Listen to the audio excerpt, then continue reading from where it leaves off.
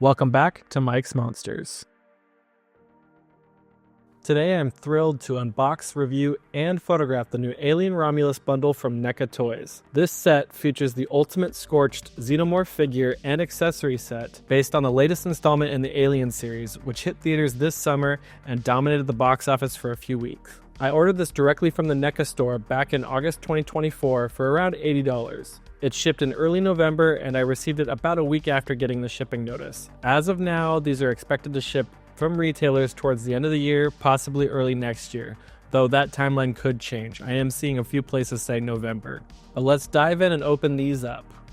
First up is the star of the show, the Scorched Xenomorph himself. The package features a window display showing off the figure front and center without a flap like most NECA Ultimate figures have. The sides and back display product shots of Scorched along with the following text. While scavenging the deep ends of a derelict spaceship, a group of young space colonizers come face to face with the most terrifying life form in the universe.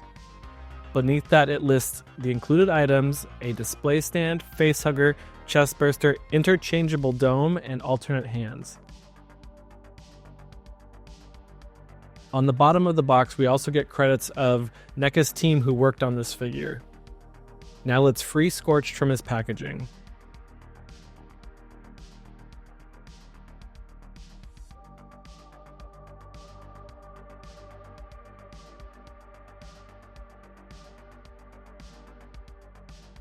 First thing I'm checking out is the head stability. I'd heard some reports of loose heads on some people's Scorched Xenomorph figures. Mine does have a slight wobble, but it holds its position well once posed, so I'm not too worried about the wobble. But overall, this figure looks fantastic right off the initial first look. One thing I noticed on my figure is the jaw is slightly off center and not as straight as it should be, but it's not as noticeable once the mouth is slightly opened or wide open.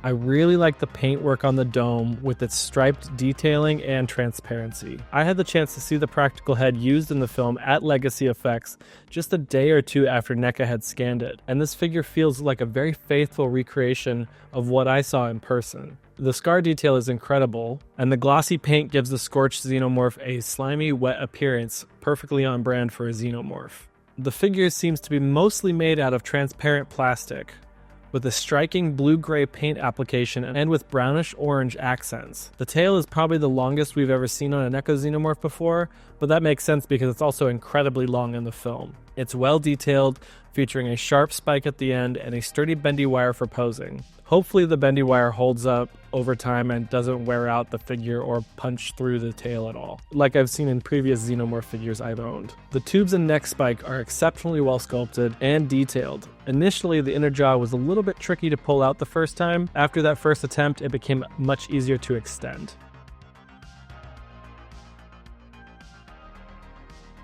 Articulation-wise, the arms can move out to a T-pose, and there's some nice head tilt and swivel. The neck also features a bit of movement, allowing it to tilt up and down or back and forth to add a little bit more posability.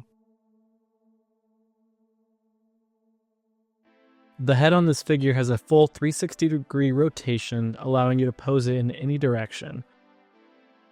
The arms also rotate completely at the shoulder, with an additional full rotation at the elbow. The elbow joint itself has a great range of motion, allowing for deep bends. The wrist can fully rotate as well, and the hinge at the wrist provides additional flexibility for dynamic hand poses.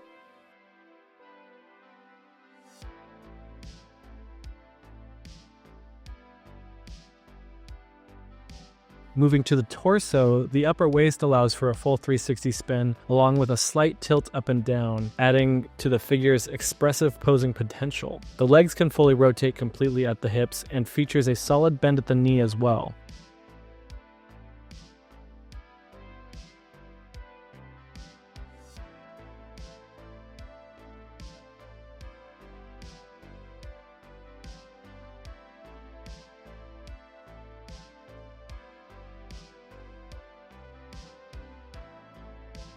At the digitigrade ankle, there's both a good bend and a swivel at the knee joint, plus a rocker at the ankle and toe joints.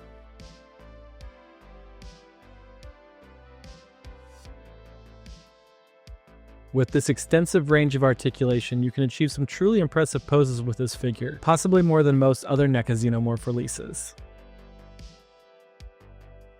Now let's take a look at the accessory pack. The packaging follows the same design style as the Scorched box, but features imagery tailored to the items inside.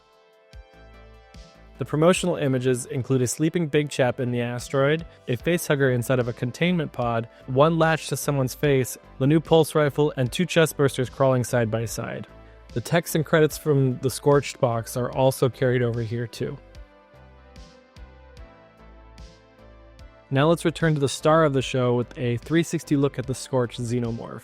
NECA really knocked it out of the park with this one, and I'm incredibly impressed with this figure overall. They nailed the details from the scarred, damaged dome seen in the film to the intricate biomechanical designs throughout the character. It's fantastic to see such a biomechanical aesthetic return to this series after so long. Scorched has quickly become one of my favorite Xenomorph designs, and one of the best in the franchise in my opinion, and I'm thrilled with how NECA brought it to life in figure form. From the digitigrade legs and raptor-like claws between the toes, and a long spiked tail, every element of this design is so striking. It's an incredible Xenomorph to display, and I'm ecstatic to finally have it on my shelf. I've been itching to own this figure ever since I had the opportunity to see the actual puppet behind the scenes at Legacy Effects, about a year before the film's release. And now that it's here, I couldn't be happier. Now let's take a look at how to remove the scarred dome and replace it with a clean one, giving us a non-scorched Xenomorph. It's actually incredibly simple. Just pop off the scarred dome. Once removed, you can see the classic skull detail underneath, reminiscent of the original 1979 Alien. I love that NECA included these little intricate details under the dome. It's a really great touch. Now you take the undamaged dome and just simply pop it on.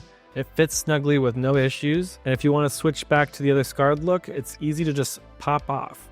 Super simple and effective. I really appreciate the blue streaks of paint on the dome, which I believe are meant to evoke the electrical effects we see in the film after Bjorn breaks his electrical prod against Scorched's head.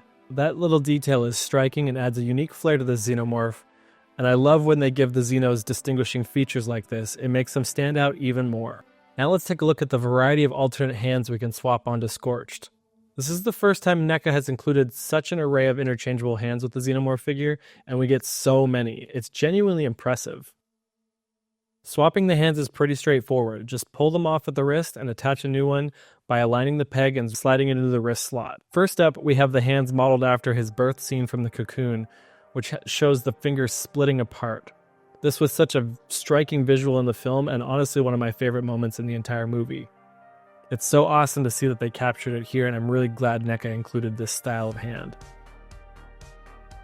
Next we have the hands designed to clasp around the dome, mimicking the moment Scorched cradles his head after emerging from the cocoon, almost like he's still in a kind of a fetal position. It's another incredible visual from the movie. These hands also work really great for a grabbing pose or adding an extra menacing touch when displaying the figure. Following that are hands with a more relaxed, extended finger pose. I love using these hands for a crossed arm look, which you can see here. There's also a nice detail with the pinky finger curled under slightly into the palm.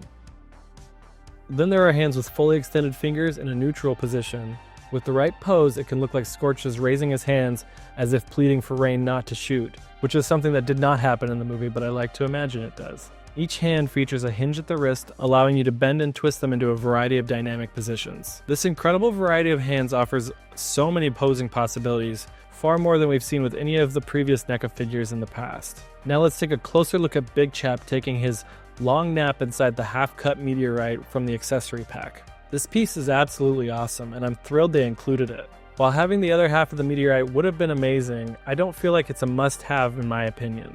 I've already seen a few customizers though, with 3D printing skills, make the other half, so if you're really set on completing the meteorite, you could probably find someone online to help make that happen for you. The level of detail on this piece is incredible. It looks like it could have been made right from the 3D data that they created from the prop for the film. I can't confirm that if that's true, so don't quote me on it, but I do know folks who designed this prop for fabrication in the movie, and they've said this accessory is highly accurate to what they made. One neat feature is a small hole in the back of the meteorite, allowing you to hang it with a nail or hook. I think that's such a great touch, even if it slightly breaks the design a little bit. Personally, I'm not displaying it on the wall right now, but I'd love that the option is there in the future. Instead, I picked up this little acrylic stand from a local Michael's Art Supply store for just under $10. It works perfectly to help display this piece. And just to clarify it, this display stand I'm showing here does not come with the accessory pack. Let's take a closer look at the new pulse rifle. While none of the parts on the gun are functional or movable, the level of detail is incredible. It's an exact match to what Rain carries throughout the film. I don't have many human figures to showcase with it, but Ripley seemed like a fitting stand-in for the Rain figure. Now, I may or may not have heard some rumors about the possibility of more figures coming in the NECA Alien Romulus line that could wield this gun, just like in the movie. However, I don't have any specific details on when, or even if, it's 100% happening. You didn't hear this from me, but I'd say it's worth keeping an eye out for any future announcements. If these figures and accessory packs perform well sales-wise, I'm optimistic that we could see something sooner rather than later. Let's all get our fingers crossed for that. Next up, let's take a closer look at the chest bursters included in both the Scorched figure pack and the accessory pack. These are a bit different than our previous NECA chest bursters that we've seen. Instead of being in a little bit of a fixed pose with the bendy wire to keep them upright, these come with long bendy tails that require careful positioning to make them stand on their own. As of recording this, I've had a tough time getting mine to stay upright without toppling over. While they're incredibly detailed and look fantastic in both the crawling and raised positions, achieving a classic Cobra-like pose with their little hissing or roaring look is kind of tricky. Without some kind of support or a bit of putty, they don't stand well on their own. One potential issue could be that the bendy wire doesn't extend all the way through the creature's tail, which limits stability. I managed to pose mine leaning against some of the eggs on my alien shelf, which look great, but the standalone poses where they don't have anything to lean on remains a challenge. That said, it's not a deal breaker. These chest bursters look fantastic and add a lot to the display. Now for some face hugging action with the face hugger. I tested it out on one of my other human action figures, Ash Williams from Ash vs. Evil Dead, and it fits perfectly. NECA really nailed the scale for these face huggers for their standard Ultimate human figure size. It hugs right on the face, just right, though I decided to spare Ash a little bit. He's got some deadites to fight, and he doesn't need to worry about any chest bursters popping out of his chest on top of that. The facehuggers in this set look fantastic. In the film, their skin tone is much darker, which sparked early speculation that they might have been queen facehuggers, but since I saw the film so early thanks to helping with the marketing team, I knew that that was not the case. However, it turns out their darker coloration is due to these versions being clones rather than purebred xenomorphs. And the tiny barbs at the tip of their fingers that I was one of the first to point out are present and slightly visible, though they are hard to see due to how small these details are. One of my huggers had incorrectly bent legs out of the box, but it was an easy fix. I ran the figure under hot water for about a minute and then reshaped the legs into the correct position. And then while holding those legs in the correct position, I ran it again under cold water to lock them into that shape that they should be in. After that, they looked pretty close to perfect. Not exactly 100% perfect, but not too bad. It was really no hassle at all. The huggers have bendy wires in the tails, just like the chest bursters, which allows for some custom posing. However, I did notice the wire in both the facehuggers and chest bursters were a little bit less cooperative than previous NECA releases for some reason. Again though, this is not a deal breaker for me. I love the overall look and appreciate having a fresh take on the design compared to the standard facehugger style we're used to seeing.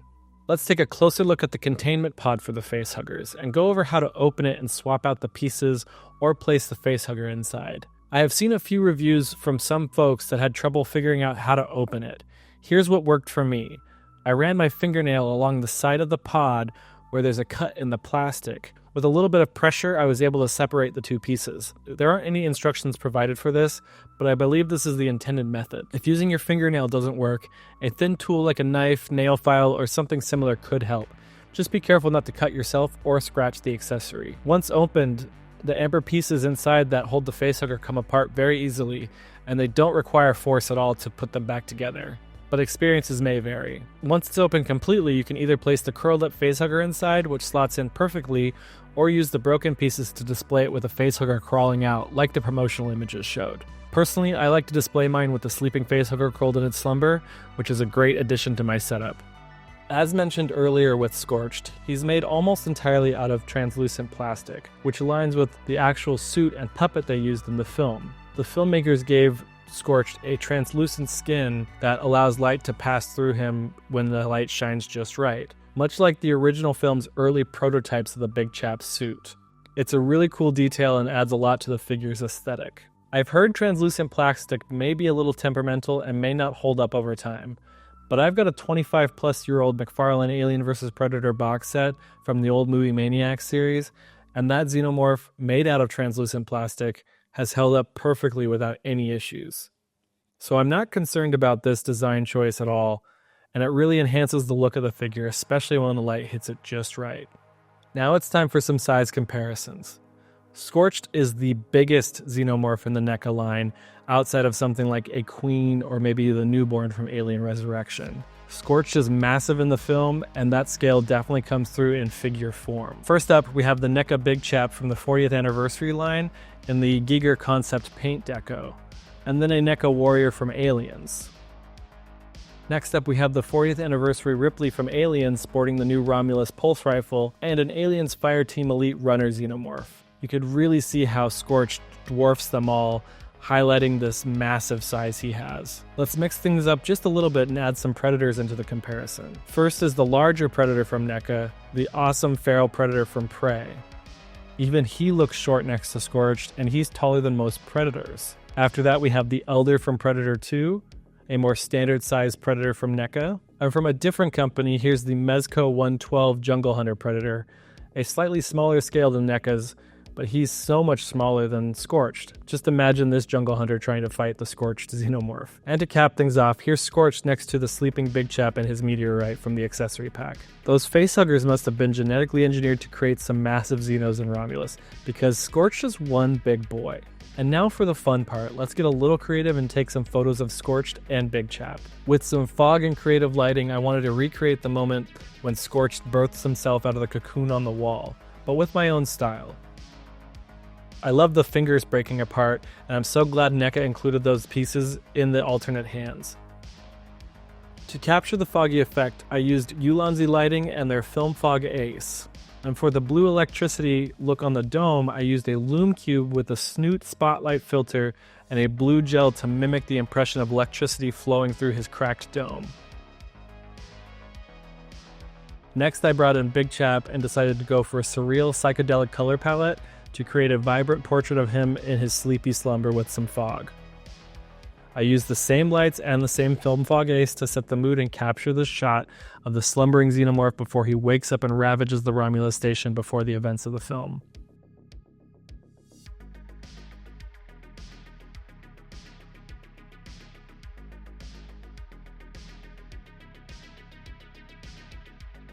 And finally, I thought it would be fun to create a new AVP image, considering all the rumors of a potential new film where the two creatures will face off in the future. I wanted to see what it would look like with Feral facing off against Scorched, but in another surreal, vibrant lighting setting. I was very happy with the final results of how these turned out. What do you think of these photos? My overall impressions and thought on this bundle are very positive. I love this set, and I think it may even be NECA's best Alien release to date. While there are some minor issues with the chest bursters being slightly difficult to pose, it's not something that bothers me too much. NECA really has these Alien figures locked down and knows how to deliver a solid release. I'm excited about any potential future figures in this line. Again, you didn't totally hear the hints from me, and I'll just leave it at that. At the time of recording, the figure is still available for pre-order on collectible websites like Big Bad Toy Store and Entertainment Earth. If you pre-order through Entertainment Earth, you can use my affiliate link that's listed below to get free shipping after they've hit in stock. You can also get another 10% off your order if it's over $79. I highly recommend this Scorched figure and accessory pack, especially if you're a fan of Alien and enjoyed Alien Romulus. This is a huge win for NECA on this release, so don't sleep on this one. I can see them selling out after some time. I'm so happy I got my pre-order in from the NECA store back in August, and now that I have them in hand, they were absolutely worth the wait. They look fantastic on my Alien shelf, which is admittedly getting a little full, and I can barely fit anything else in there, and I probably just need to upgrade to a bigger shelf anyways. What did you think of this Alien Romulus bundle? Did you pick one up for yourself yet? As mentioned earlier, check out my affiliate links in the description for free shipping on orders over $79 and get 10% off of in-stock orders from Entertainment Earth. I've also got other links to cool stuff like prints, shirts, and more. Be sure to give me a follow on all my socials as well for more toy photography, news, and movie monster discussions. Again, all of these are linked down below. If you enjoyed this video, please give it a like, share, and subscribe for more monster goodness from me in the future. Thank you so much for watching Mike's Monsters. I really appreciate having you here, and I hope you have a great rest of your day.